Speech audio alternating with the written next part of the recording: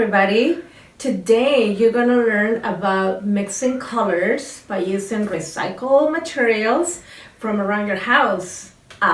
You will be able to do flower patterns by using plastic lids. My suggestions is that for the large one you can use salsa or one of these like jars. And for the small ones, you can have milk or juice, because we need to have two different sizes. Cardboard tubes, the ones that you dispose, such as paper towels or toilet paper. Tempera or acrylic paint, 3 colors will be the best, and you can pick any colors you like. A pair of scissors to cut your pattern. And some optional objects that you can have are toe dividers, fly swatters, or sponges. And last, find a hard surface such as the floor or a table. Cover your table or your furniture with tablecloths, plastic cloths, newspaper to prevent any staining on your furniture. What shades can we make with this? How can we make a flower? Whatever colors you're working with, try to mix 2 at a time. What color would you predict? How many colors can you make by mixing the 3? One suggestion that I want to give you is to perhaps add a little bit of white or a little bit of black to 1 mix, 2 mix, or 3 mix. Be curious. Okay, so we are going to begin by spreading some of the paint into probably another plate.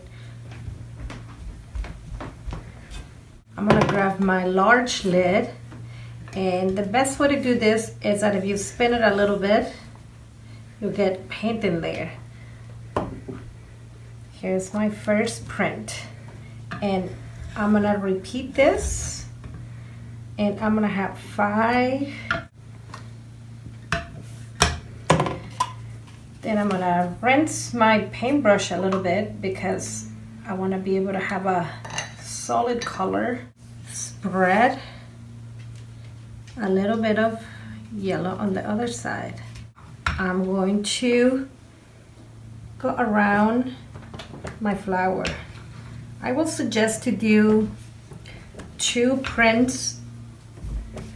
You can do 3, but as you can see, the paint,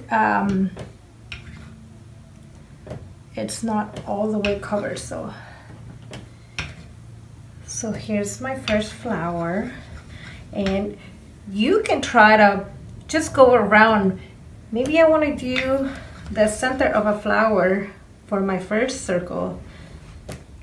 Maybe I want to do 3 circles on this one. I'm gonna grab my straw and I'm gonna spread that a little bit. And I can either go in between the petals, or I can have 1 on each circle. And how about if I mix the 3 colors? Let's mix it all up. Well, by mixing the 3, it looks like we have some type of a brown color here. 1, 2, 3. And how about if we add a little bit of white to this mix? And mix it. Then we have a light brown. How about if we have a little bit of black into the mix?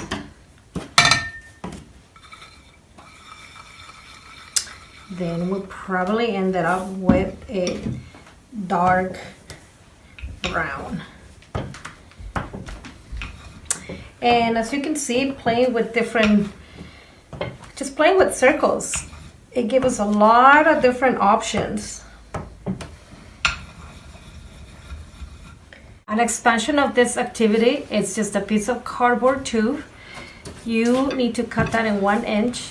Spread some paint around and let's do a print. What did this print resemble? You can repeat the pattern and see what it looks like and be curious.